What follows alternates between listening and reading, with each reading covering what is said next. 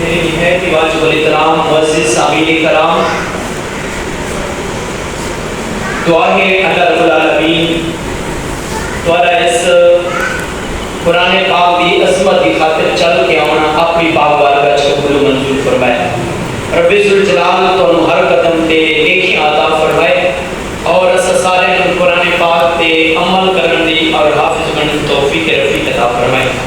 جیسے کہ قرآن مجید فرقان حمید مختصر جی آیات کچھ حصہ تلاوت کرنا نشر پسند کیتا ہے، دعا کرو اللہ رب العالمین میں حق سچ بیان کرنے دی اور دوسرے دن اس میں عمل کرنے دی توفیق رفیق عطا فرمائے۔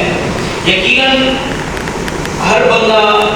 اس نیت نہ لایا ہے کہ قرآن پاک جس بچے نے حفظ کیتا ہے وان کے وہ دی حوصلہ افزائی کری،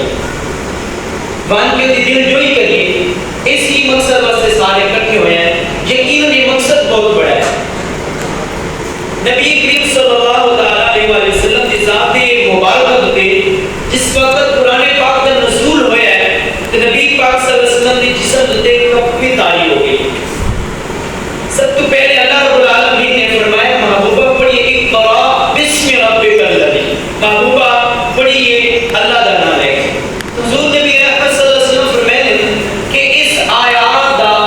اتنا زور کی پاور ہے کہ میرا جسم کمبن پہ گیا۔ پتہ لگا کہ قرآن مجید فرقان حمید عام کتاب نہیں، کی لفظ کی آیات ہولیاں نہیں، بڑی پاورفل ہوئی۔ نبی پاک صلی اللہ علیہ وسلم فرماتے ہیں عائشہ چی میرے آقا میرے سر تاج صاحب معراج والے نبی فرمائے، حضور فرماتے ہیں کہ اگر میرا رب اس قرآن مجید کو پہاڑ تے نازل فرماویا تو یقیناً پہاڑ ریزہ ریزہ ہو گیا۔ اللہ نے فرمایا لو انزلنا هذا القرآن على جبل لرأيته، اگر میں نازل کردہ قرآن پاک کو پہاڑ پر تو وہ پہاڑ بھی ریزہ ریزہ ہو جاتے ہیں۔ لیکن اے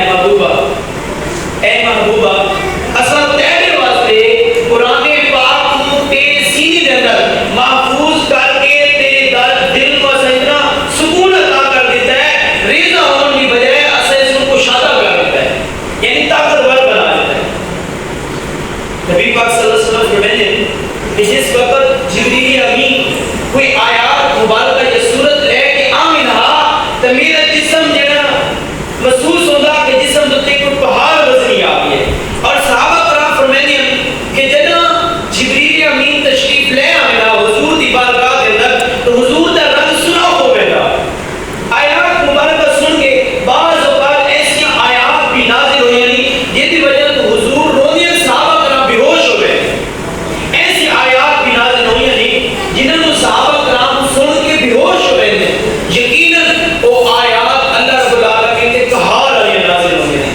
غضب والی نازل ہوئی ہیں، جنہوں سن کے اور قیامت ہولناک کیا گیا جنہیں آیات مبارکہ نازل ہوئی ہیں، یقیناً انہوں سن کے صحابہ کرام